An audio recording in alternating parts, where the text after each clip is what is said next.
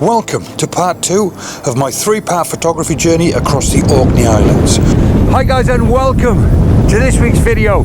I'm in this incredible place.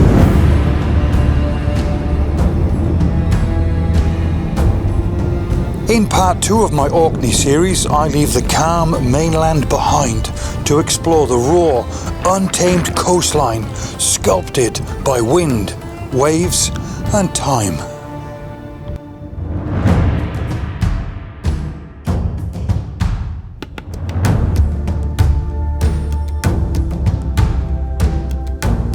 My adventure begins at one of Orkney's most striking landmarks, the romantically named Yesnaby Castle seastack, rising from the Atlantic near Stromness. Oh, look at that. This is pretty cool actually, because it's a lot less scary, and where I am now just seems to have been built for photographers. It's dropped me down off the cliff top ever so slightly, enough to give me a bit of a windbreak. So I'm guessing you guys should be able to hear me okay now. The only negative thing about that is because of its convenience, I'm guessing it's used by everybody. But in conditions that I'm faced with today, I'm happy to put up with that and take a few pictures from here. And not only that, but I'm getting a little bit excited because I've got a windbreak. It means now that I should be able to capture 1 or 2 long exposures. I'm a happy bunny again. Let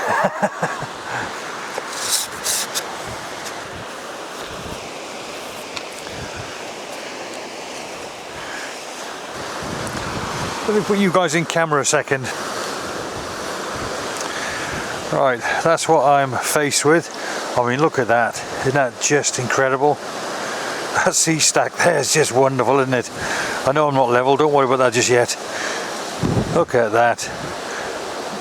Oh, there's probably a picture in there, you know, something like that. In fact, there definitely is. 24mm, I can come back. Oh, do you know what? Oh, with my 24mm, it's as if I just need to come back a little bit more. But I could do a pano sweep across there, do a nice landscape pano sweep, because there's so much interest. Look at that. But I think for shot number 1, and because I'm enjoying the respite from the wind, so I want life to be a little bit easy in this first shot, I'm going to capture that frame there. We can just get it level. Yeah, that'll do me. Just when I got you guys in camera, I want to talk you through this composition just before I take it, because I've set this composition up and it's okay, it's not bad, but before I snap and capture an image, I want to fine tune it. So I'm asking myself now, is there anything in this particular picture that I don't like? It's quite busy along here, but one thing that really jumps out of me is the horizon is cutting right across the top there. So what I'd much rather do is either get much lower down to raise the stack higher and make it stand more proud above the horizon, or elevate my position and put the top of the stack down here in the sea. It's important, this thing called fine tuning, because if we don't fine tune, we just get very lazy and you just do exactly what I've done now, and that's turn up because I'm out the wind and I've just conveniently placed my camera on my tripod and I'm going to capture an okay picture. But it can be made so much better just by lowering my tripod or raising my tripod, elevating the camera height. Now I've mentioned that, and now I've fine-tuned it, I really don't like it. But that's what you should do. So what I'm going to do, just before I move, I'm going to capture that image there, because I just think it's a cool image. Maybe ooh, yeah, I think just an image like that. just because I think that'll look quite nice with a long exposure. So I'll capture that and then I'll revisit the bigger shot. So I've got pretty much the same composition, but from a little bit higher. There. So even though I haven't elevated the camera very far, you can see now the top of the stack falls under the horizon. So to me, it looks a lot better. Even though it looks okay, I'd still rather raise my tripod up, get my camera height a lot higher than where I am now, just to lower the top of that stack down even more, to give myself a bit more of a gap between the horizon and the top of the stack. That's what I'd rather do. But in these windy conditions, I think I might be pushing my luck ever so slightly.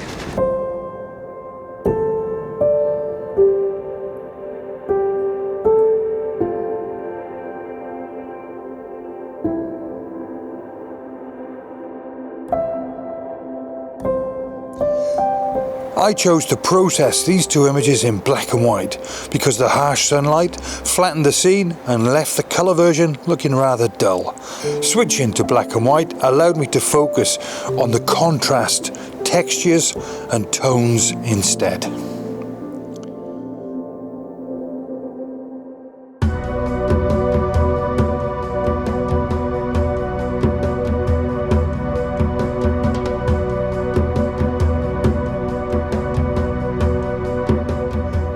We were heading to photograph the Kitchener Memorial, but just couldn't walk past this epic coastline. The view back towards the island of Burzee was simply striking. The wind was picking up and luckily the conditions were finally starting to work in our favour. Right, so we're heading up towards the monument, but the one shot I wanted to capture is of the lighthouse from afar. So now that the tide is in, see in the background there, the tide is in, now it actually looks like an island because the walk across the little causeway is now covered with seawater. So all I'm going to do is wander around here and try and, I mean look at it, there's so much to go at here, but I'm just going to look for something that I can use in the foreground to complement this shot.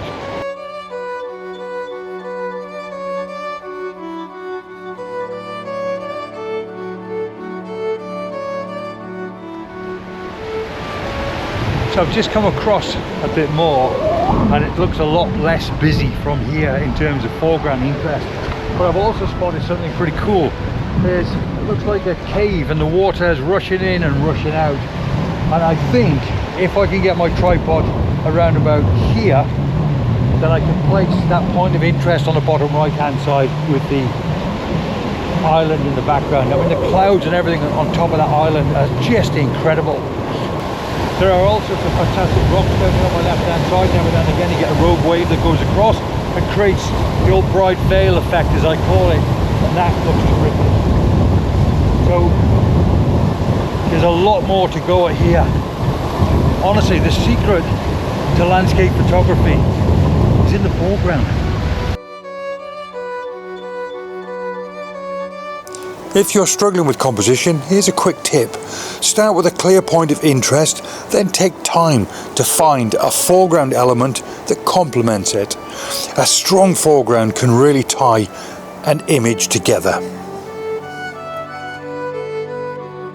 I love coming to locations like this because you can just spend hours and hours and hours. I'm probably on my, I don't know, 7th or 8th different composition now. And I'll probably finish on this because we do have to move on, we do have to go elsewhere. But it's just amazing what you could do in places like this. Isolating elements in the foreground or just choosing to go wide, choosing to go tight. I've even zoomed all the way into the island and just isolated nothing but the island and clouds. And even that looked cool. But my final composition, I'm all the way across to the left hand side. I'm still playing around with the one rock with the waves cascading over them, creating these incredible bright veils. And I've shot this now at half a second, 30 seconds, and now I'm shooting it at 4 minutes. Just love it, absolutely love it. I'll decide later which will be my favorite, but honestly, locations like this is what landscape photography is made for. Oh, I just can't honestly put into words how awesome this is. About 20 minutes ago, Dean even said, have I got time for one more? Because he fancies putting his drone out. I quite literally said, well, actually, I'm in a bit of a rush. I've got to be home for Wednesday. And that is in like 6 days time from now. In other words, knock yourself out. You can't possibly rush a location like this. Honestly, you just can't.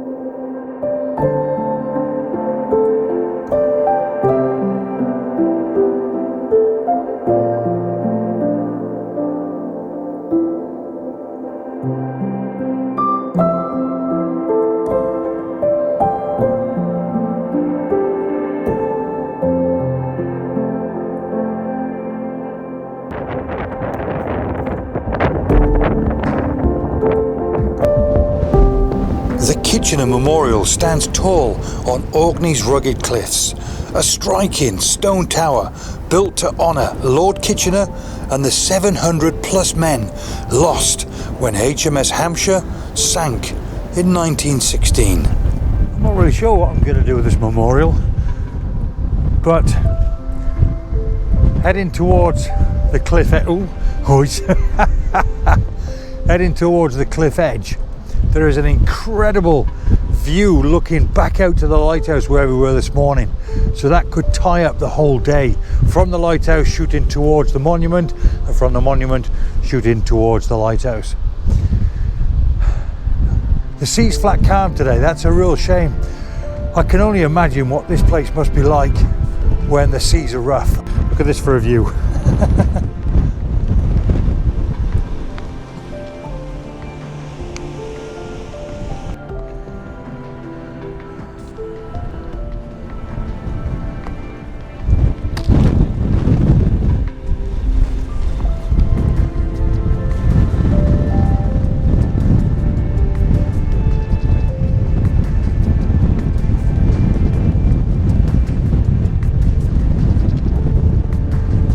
Trying to shield you from this wind. This wind is really getting up now.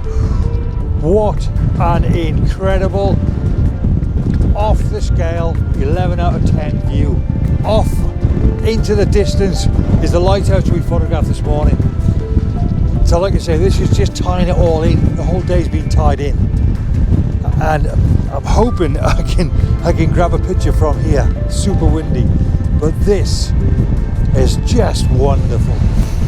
Really nice composition. I'm going to put you guys in camera so you can see what I'm looking at. Oh, this wind is horrendous.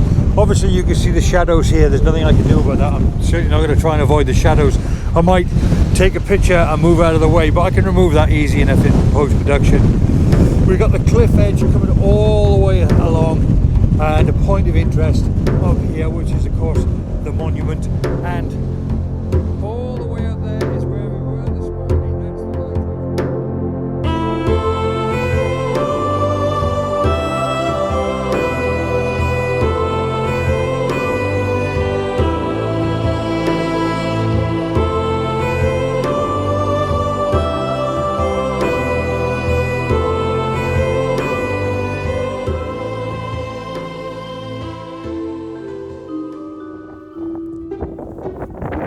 Here's a little bonus footage, a forgotten home, shrouded in decay that holds a secret and a haunting, yet wonderful reminder of times long gone.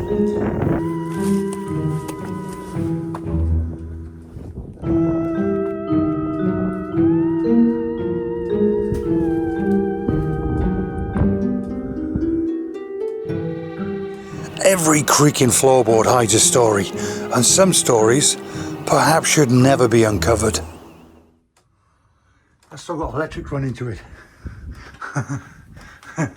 That genuinely has still got electric running to it.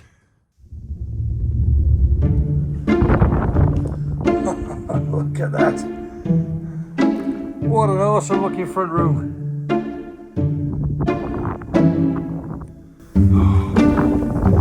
And pièce de résistance, are you ready? Are you ready for the pièce de résistance? Look at that! Oh, what?